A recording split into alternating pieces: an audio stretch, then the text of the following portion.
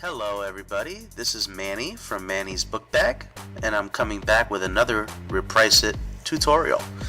What I'd like to do for you today is to kind of just take you through a little bit of a walkthrough on some of the different things you can do with RepriceIT, and maybe give you a little idea of some of the things that I try to do when I come up with new template settings.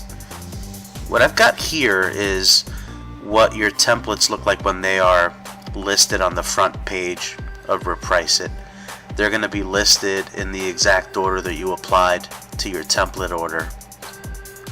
Now when I create a new template, I'm going to be looking over here to the view/edit template side, and this is where you can tell your template what it's allowed to reprice. And over here, view, edit, repricing settings, this is where a lot of the meat and potatoes of the settings are going to take place. Now if I was just starting off and I was going to go right in and not get too specialized with it, if I was just going to go in to try and construct a really good template, then I would just go straight into view, edit, repricing settings. But if you've been doing this for a little while and you want to start stacking templates in certain orders to do different things, well, you may want to come on over here to view/edit template. Now if the template settings is where you apply certain rules to your template, in the create/update repricing templates, that's where you're going to tell it what it can actually reprice. Now we've got set here where you have to give it a name, you have to give it a template order, and of course you have to select whether you want it to do only FBA. Basically you're going to tell it what it's for. Now template criteria, this is where a lot of us start to really slice and dice our inventory into very specialized templates. As you can see here, you can apply a specific date range, a sales rank range, a price range, or if you only want it to reprice specific conditions for this template, you can apply specific conditions. Now if you keep it blank, if you don't check off any of these conditions, it's going to apply to all conditions. There is no need to check off all of these. Now when you are done and you've got specific ranges that you're looking for, you can add/update the template. Something for you to keep in mind: you don't have to use this at all, but you can also use multiples. So if for example I don't want it to reprice anything for the first 30 days, I can just start it at that 30-day mark. And let's say if I have a template that handles aged inventory after 6 months, I can just set it for 180 days, and that'll take care of everything that's not over 6 months old. Or I can just do it for a year if I have a 12-month template. Or if this one template is just going to handle everything, I can just go all the way to the bottom and go the greater than 3 years route. But you can, as I said, you can actually use multiples though. So if I only want it to price that, but I also want to give it specific price ranges, I can do that here. If I'm creating this template just for my new inventory, I can do that here as well. But enough of the edit template. That's not really why we're here today. We really want to get into these repricing settings and just kind of look at some of the things that can be done and which settings really matter and which settings won't do anything depending on what you choose to reprice against. So let's go there. Okay, now in these template settings, the first thing you should see, and it's very important if you have multiple templates, you should see the template name. So if you're ever in here and you're editing, you should always be aware of which template you're actually changing. I had it happen recently where I was editing a template and I was in the wrong one and made quite a mess. So don't make the mistake I made. Always be sure that you understand which one you're in. What I've got here is just the basic template settings as RepriceIT creates them for you when you have a new template. Now, very important, you should never just go into RepriceIT and use these settings blindly. Very important that you actually do quite a bit of testing. This is not user-friendly software in terms of being able to just open an account and plug and play, not having to do anything. This is not for the reseller that is not ready to do a lot of testing and researching a lot of repricing reports. Be sure that when you start this, you are willing to test it and just run a battery of tests to make sure that it's repricing the way that it is supposed to until you get it right.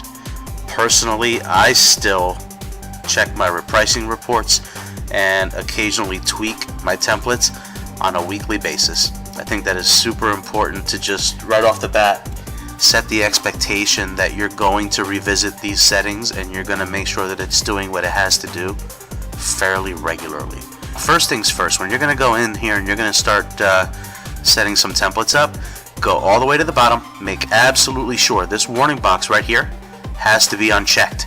You do not want to get into a situation where it's checked, and right now if I save that, this template is live. It will take anything that it can and it will reprice it to the settings that it starts with. You don't want that. So make absolutely sure this box right here is unchecked and keep it unchecked. One of the hardest things you're going to be able to do is keep yourself patient. Don't let yourself get anxious. Don't check that box off before you are completely sure that everything is exactly the way you want it. As I like to say, make sure that you have satisfied the 90% principle. It's not going to be an ideal thing. You're never going to be in a situation where every single item across all categories is repriced exactly the way that you would if you were doing it yourself with the intelligence of a human being. It's not going to provide that no matter what you do. Now, you can get it pretty close, but there's going to be a trade-off here. You have to be willing to accept that it's going to get it right 85 to 90% of the time. Now, the time that you save from repricing, the time that you do save in following up, the ability to scale up has to be something that you are willing to take back in exchange for a loss of 10 to 15% of efficiency. So you're not trying to get it absolutely positively perfect, but just understand that you're trying to get it very efficient and you're trying to scale your business. With that being said, let's get right into it. Now you're going to see, as I said, the name of the template. Now it always starts off as new items repricing against new. I will tell you right now, I immediately always check off. I want my used items to be repricing against used. I don't want used prices chasing new prices upward, because my biggest goal whenever I create any template is to improve my sell-through percent. The Amazon landscape has changed a ton. It's not just about stocking your inventory, waiting for the right buyer. It's becoming very much a sell-through game, and it's definitely all about conversion now. So I don't want to set up any settings that are going to artificially inflate my prices to a point where they just won't sell. So I absolutely always check off this box. On my standard templates, this first 5 settings are always going to look exactly like this, and I keep it right at 90% on excluding competing offers. Now as we go down here, we're going to look at your minimum and your maximum prices. The first thing that I want to let you know is down here, these check boxes. If this box is checked off, let's say for example I have a minimum price of $9.99. With this box checked off, if RepriceIT would deem that any item would fall below $9.99, it's going to automatically crash your price from wherever it is right to $9.99. Now if you are setting the first price yourself, if you're not using any sort of a waterfall method where you are pricing your own items yourself the first time, this may not be ideal for you, and here's why. Let's say you have a $13.50 book and you're comfortable with that price. At the next session where you're supposed to reprice, Amazon gets blocked by an API restriction that is put in place by Amazon. It can't do anything about it, neither can any other third-party service, and it doesn't detect that there is a offer to compete against. Well, that $13.50 price that would typically be perfectly fine is going to go down to $9.99. Now, here's an alternate solution to that. Uncheck this box. Your $13.50 item now just stays right there. This is the perfect solution for you. As I said, if you do set your own pricing the first time, and it's gonna not reprice that time. Now, if an offer comes up later on and it's set at $12, then at that point it can reprice, but you didn't lose your profit down to $9.99 needlessly. Same thing on the way up. You have to make sure that you uncheck that box if you don't want it that way. Now, for myself, I personally don't check these boxes off. I leave them the way they are, and I set a minimum and I set a maximum, and I make sure that I'm comfortable with those minimums and maximums, because remember, RepriceIT is going to do exactly what you tell it to. So these prices right here are completely our responsibility. The machine is not intelligent. The machine just does what it's told. Okay, moving on. We're looking at the maximum number of competing offers to compare against, and we always run into a lot of questions here, specifically with what this number even means. Now, you're going to notice that you can go all the way from 1 all the way down to 10, and what you're putting in place here is how aggressive or how conservative you want your templates to behave. Sort of. And what I mean by sort of is that this number is really only going to be relevant if you are using the intelligent repricer. If you are not using the intelligent repricer, then it matters very little what this number actually is set to. The lowest, if you're repricing versus lowest price, it's just going to chase the lowest price. If you're repricing against the buy box, it's going to chase the value of the buy box. And if you're repricing to the lowest possible price for same condition or better, well, then that has a set value as well. There's no real variables involved there. The intelligent repricing, that algorithm is completely different, and this number is going to affect it. If I was using intelligent repricer and I have it set to 1 right now, it would behave as aggressively as it is capable of behaving. It would go down in price, it would get very aggressive against the competition. And then if I turn around, if I set it to 10, well, that's as conservative a setting as the intelligent repricer is going to have. It's going to be more weary of crashing prices or going up too high. It's going to act in a very conservative manner. Personally, I can tell you right now, I don't really mess with it. The intelligent repricing is the one setting that I currently don't use at all, and I currently run 11 templates. I'll use the other 3. I use all 3 of the other makeups for templates, but this one I don't use the intelligent repricer whatsoever. So just remember, with this number here, don't spend too much time worrying about this unless you're using the intelligent repricer. You're also going to look at the least number of offers that have to be in place for you to reprice new items and used items. Most of the time I see this set at 1 for most users. More conservative users may not allow RepriceIT to reprice their new items unless there's at least 2 offers there.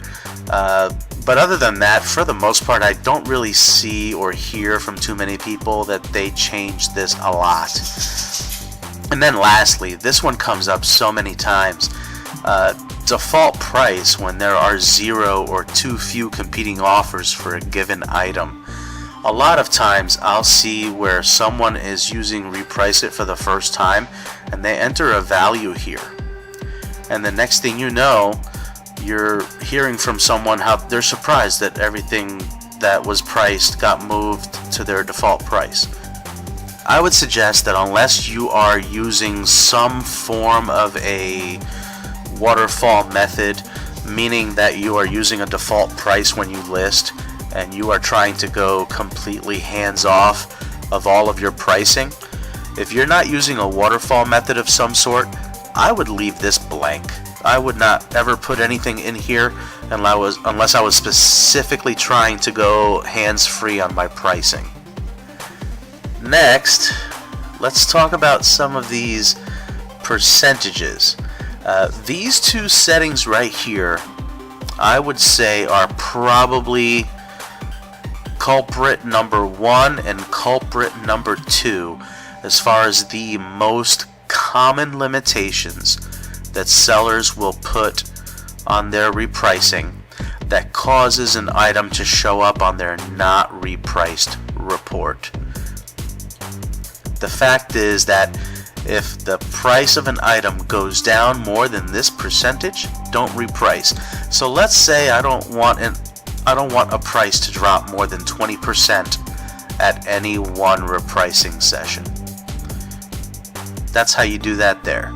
Now, if you want to set a maximum percentage that's maybe a little more lenient, you can go here. I mean, it's really whatever you test is working out for your inventory.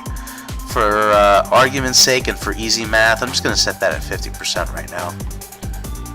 So let's say I got an item that's priced at $9.99 and my repricer takes over and it reprices it and it wants to go up to $15.95. Well, what the repricer is trying to do is basically take your item up 60%.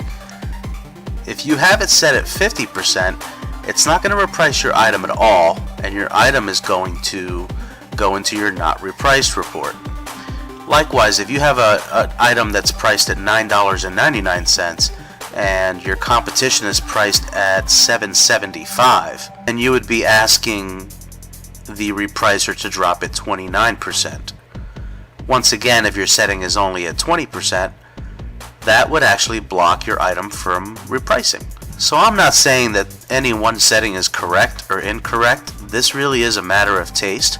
What I am saying is that when you do evaluate your not repriced report, look out for those reason codes that indicate that the request exceeded your maximum increase or your maximum decrease percent. These are the settings that would be caught in the middle of that, and if enough of your items are being blocked by any one setting, whether it's this one or any of the other ones, it's always worth a shot to actually look at it. It's always worth making sure that you can't tweak it a little bit to open up more of your items. Now we're getting into the RepriceIT modes. This is really the heart and soul of your template. This is the engine that you are choosing to steer the ship. And depending on which one of these 4 you choose for your template, you're going to have very different results. Now, every template that you create should have a really solid goal to it. And that goal should line up with your style as a seller. So if I'm looking for maximum profit and I want to create templates that really gain me the most profit per unit, I probably don't want to go with the lowest possible price.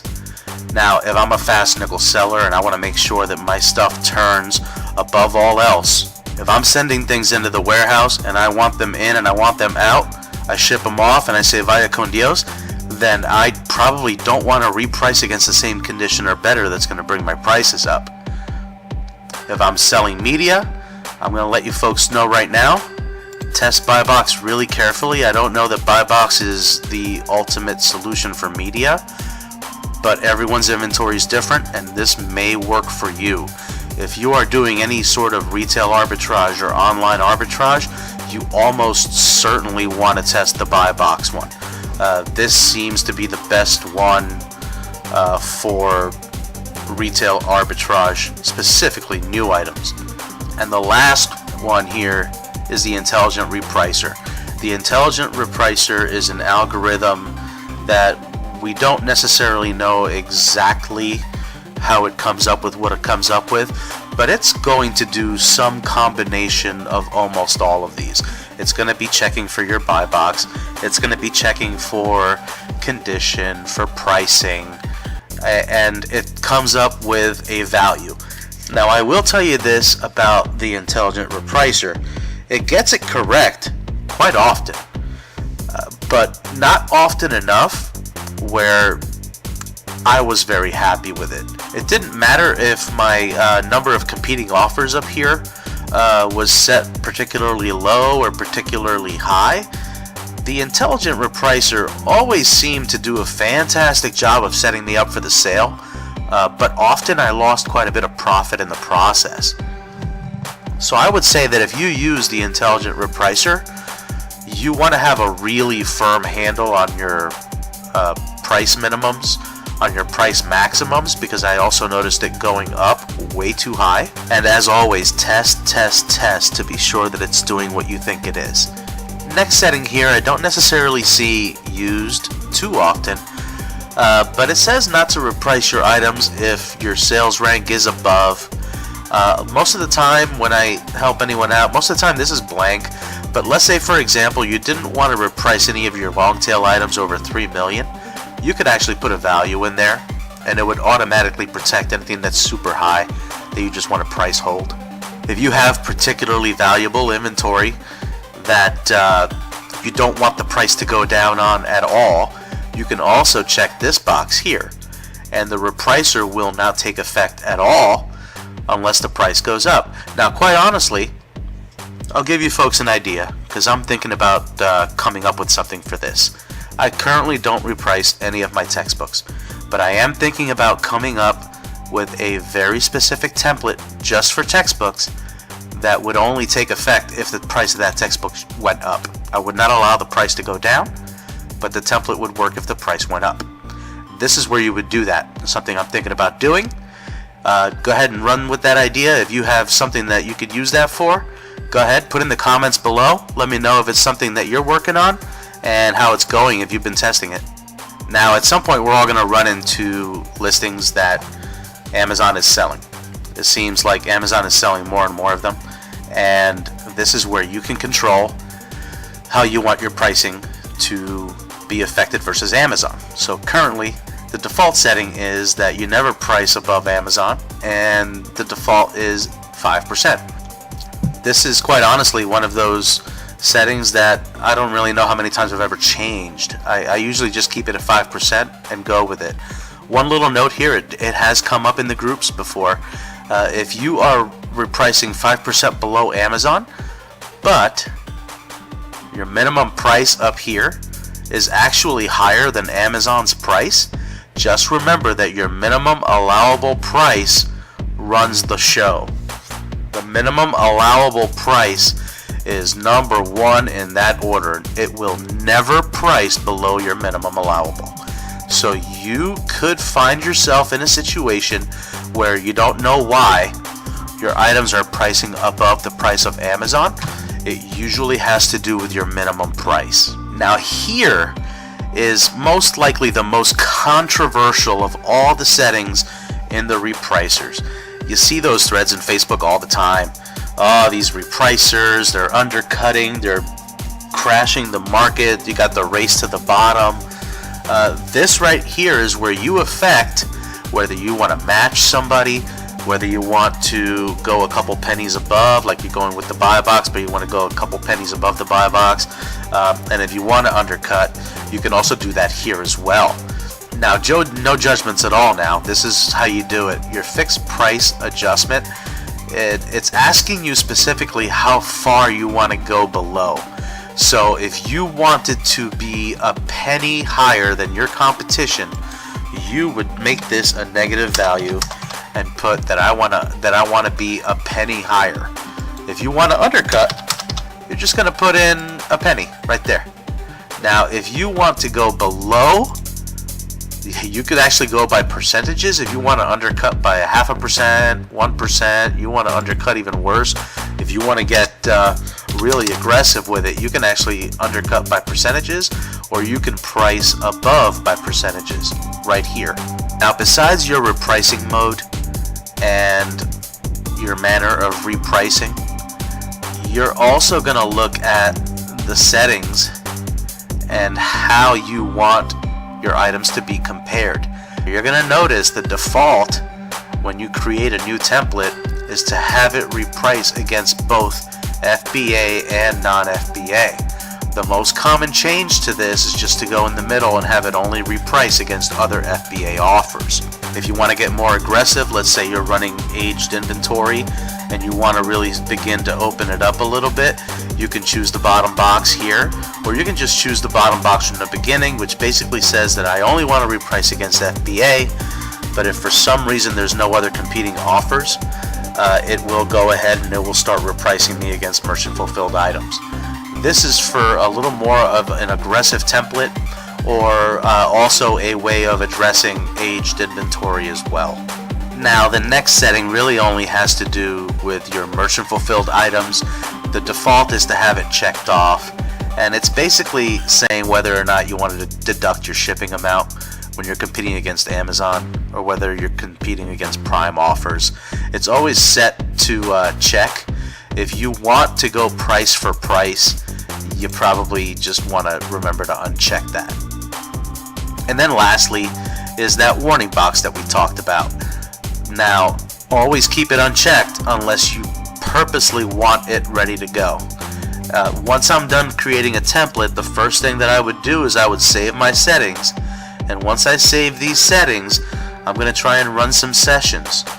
I run the sessions because I want to start collecting data on what gets repriced, what doesn't get repriced, what those prices look like.